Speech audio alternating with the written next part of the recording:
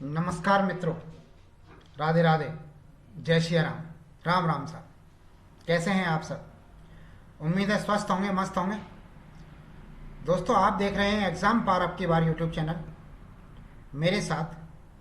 और इस चैनल पर आपको मिलता है राजस्थान जी के अलावा और भी बहुत कुछ। तो हम कक्षा 6, 7, 8 की हमारा राजस्थान नाम की किताब को वन लाइनर क्वेश्चंस के तौर पर पढ़ चुके हैं। इसके अलावा कक्षा 10 की किताब राजस्थान अध्ययन को भी हम पढ़ चुके हैं वन लाइनर क्वेश्चंस के तौर पर। अगर आपने अभी तक नहीं देखी हैं तो आप हमारी प्लेलिस्ट के अंदर जाकर देख लीजिए उनको। अब हम राजस्थान अध्ययन की कक्षा 9 की किताब पढ़ रहे हैं। इसके हम 3 चैप्टर पढ़ चुके हैं, आज चौथा चैप्टर पढ़ रहे हैं। और चौथे चैप्टर का नाम है राजस्थान में जनजाति आंदोलन। तो दोस्तों, राजस्थान में जनजाति आंदोलन के कुछ महत्वपूर्ण प्रश्न हमने इसके अंदर इस श्रृंखला में लिए हैं। तो आइए शुरू करते हैं इन प्रश्नों को। पहला क्वेश्चन, मैरो द्वारा आबाद क्षेत्र किन रियासतों के संयुक्त रूप से अधीन थे? तो मैरो, एक्चुअली मेर एक जाति है। मेर एक जाति होती है, जैसे भील है, गरासिया है, मीणा है। ये जो जातियां हैं, इन जातियों की तरह से ही एक और जाति है मेर। तो वही है मेर। मेरों का मतलब मेर जातियों के द्वारा, मेर जाति के द्वारा, मेरों द्वारा आबाद क्षेत्र, यानी कि मेरों के रहने का क्षेत्र। मेर जिस जगह पर रहते थे, मेर जाति के लोग जिस जगह पर रहते थे, मेरों द्वारा आबाद क्षेत्र किन रियासतों के संयुक्त रूप से अधीन था? तो ये मेवाड़, मारवाड़ और अजमेर, इन 3 रियासतों के संयुक्त रूप से अधीन था मेरों द्वारा आबाद क्षेत्र। सेकंड क्वेश्चन, मेर विद्रोह की शुरुआत कब हुई? तो 1818 ईस्वी में हुई मेर विद्रोह की शुरुआत। नेक्स्ट वन, भील विद्रोह के समय उदयपुर का पॉलिटिकल एजेंट कौन था? तो कर्नल जेम्स टॉड था। भील विद्रोह के समय पर जो उदयपुर का पॉलिटिकल एजेंट था वो कर्नल जेम्स टॉड था। अगला क्वेश्चन, गोविंदगिरी कहां के मूल निवासी थे? तो गोविंदगिरी डूंगरपुर के मूल निवासी थे। गोविंदगिरी किस जाति के थे? तो बंजारा जाति के थे।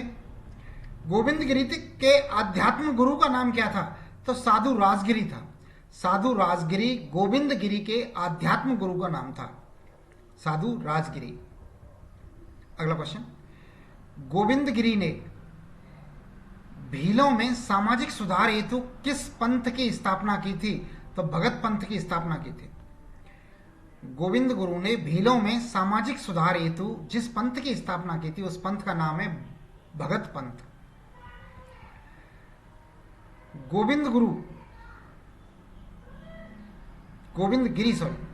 गोविंदगिरी के नेतृत्व में किस स्थान पर भीलों ने अंग्रेजों का मुकाबला किया था? तो मानगढ़ पहाड़ी पर किया था। मानगढ़ पहाड़ी पर गोविंदगिरी के नेतृत्व में भीलों ने अंग्रेजों का मुकाबला किया था। एक और क्वेश्चन रह गया, गोविंदगिरी की गतिविधियों का केंद्र कौन सा स्थान था? तो बेड़सा था। गोविंदगिरी की गतिविधियों का केंद्र कौन सी जगह था? तो बेड़सा था। अगला क्वेश्चन 10 नंबर का, कारावास की सजा के बाद किस क्षेत्र में गोविंदगिरी ने अपना अंतिम समय व्यतीत किया था? कारावास की सजा व्यतीत करने के बाद, कारावास की सजा के बाद गोविंद गुरु कहां पर रहे थे? तो गोविंद गुरु कारावास के बाद में गुजरात चले गए थे। तो गुजरात में एक गांव है, उसका नाम है झालोद गांव। झालोद गांव है पंचमहल जिले के अंदर, अहमदाबाद संभाग में। अहमदाबाद संभाग के पंचमहल जिले में झालोद गांव के अंदर गोविंद गुरु ने अपना अंतिम समय व्यतीत किया था। अगला क्वेश्चन 11 नंबर, मोतीलाल तेजावत किस जाति के थे? तो ये ओसवाल बनिया थे। मोतीलाल तेजावत किस जाति के थे? तो ओसवाल बनिया थे मोतीलाल तेजावत। मोतीलाल तेजावत ने किन्हें संगठित किया? तो गड़ासिया और भीलों को संगठित किया था इन्होंने, गड़ासियाओं को, गिरासियाओं को और भीलों को, गड़ासिया और भीलों को इन्होंने संगठित किया था। नेक्स्ट क्वेश्चन 13 नंबर, सरकारी नौकरी छोड़कर मोतीलाल तेजावत ने कौन सा व्यवसाय शुरू किया था? तो परचून का व्यवसाय शुरू किया था। सरकारी नौकरी छोड़ के परचून का व्यवसाय शुरू किया था मोतीलाल तेजावत ने। अगला क्वेश्चन, सरकारी नौकरी छोड़कर मोतीलाल तेजावत ने कौन सा व्यवसाय शुरू किया था? परचून, ये तो हम देख ही चुके हैं। मोतीलाल तेजावत ने आदिवासी के सुधार हेतु किस आंदोलन की शुरुआत की थी? तो एक ही आंदोलन की शुरुआत की थी। मोतीलाल तेजावत ने आदिवासियों में सुधार हेतु किस आंदोलन की शुरुआत की थी? तो एक ही आंदोलन की शुरुआत की थी। एक ही आंदोलन के सूत्रधार मोतीलाल तेजावत हैं। किस मेले के माध्यम से मोतीलाल तेजावत ने आदिवासियों से अपने संबंध मजबूत किए? तो चित्रे विचित्रे के मेले से, चित्रे विचित्रे के मेले के माध्यम से मोतीलाल तेजावत ने आदिवासियों से अपने संबंध मजबूत किए थे। किस मेले के माध्यम से मोतीलाल तेजावत ने आदिवासियों से अपने संबंध मजबूत किए थे? तो चित्रे विचित्रे मेले का नाम था, चित्रे विचित्रे। अगला क्वेश्चन, उदयपुर के बाद मोतीलाल तेजावत ने किस क्षेत्र में अपनी कर्मभूमि बनाया था? तो सिरोही को बनाया था। मोतीलाल तेजावत ने उदयपुर के बाद किस क्षेत्र को अपनी कर्मभूमि बनाया था? तो सिरोही को बनाया था। अगला क्वेश्चन 17 नंबर, मोतीलाल तेजावत को किस रियासत में प्रशासन द्वारा रोका गया व मासिक भत्ता भी दिया गया? तो उदयपुर रियासत थी। उदयपुर रियासत में मोतीलाल तेजावत को रियासत या प्रशासन द्वारा रोका गया था, या रियासत द्वारा रोका गया था, और उन्हें मंथली भत्ता भी दिया था। तो उदयपुर रियासत ने रोका था। उसके बाद वो यहां से सिरोही चले गए थे। सिरोही में अपना कार्य क्षेत्र बनाया था उदयपुर के बाद इन्होंने।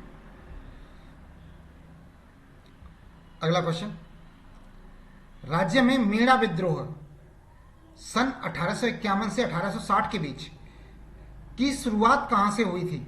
तो जहाजपुर परगना से हुई थी। राज्य में मेड़ा विद्रोह की शुरुआत कहां से हुई थी 1851 में? तो जहाजपुर परगने से हुई थी। जहाजपुर परगने से मेड़ा विद्रोह की शुरुआत हुई थी सन 1851 ईस्वी में। अगला क्वेश्चन, 42वीं देवली रेजिमेंट तथा 43वीं एरनपुरा रेजिमेंट के स्थान पर मीणा कोर की स्थापना कब की गई थी? तो 1921 ईस्वी में की गई थी। 1921 ईस्वी में मीणा कोर की स्थापना की गई थी। और ये मीणा कोर की स्थापना किसके स्थान पर की गई थी? तो 42वीं देवली रेजिमेंट और 43वीं एरनपुरा रेजिमेंट, इनके रिप्लेसमेंट पर मीणा कोर की स्थापना की गई थी सन 1921 ईस्वी में। अगला क्वेश्चन, मेरवाड़ा बटालियन का मुख्यालय कहां पर स्थित है? तो ब्यावर के अंदर था। मेरवाड़ा बटालियन का मुख्यालय ब्यावर के अंदर था। तो इसके साथ हमारा ये चैप्टर समाप्त हुआ। आपने ये वीडियोस देखा, इसके लिए आपको बहुत बहुत धन्यवाद। और अगर अभी तक आपने एग्जाम पार अब की बार यूट्यूब चैनल अगर को सब्सक्राइब नहीं किया है तो आप इसे सब्सक्राइब कर लें, बेल आइकॉन को भी दबा दें। वीडियोस देखने के लिए आपका धन्यवाद। जय हिंद, जय भारत।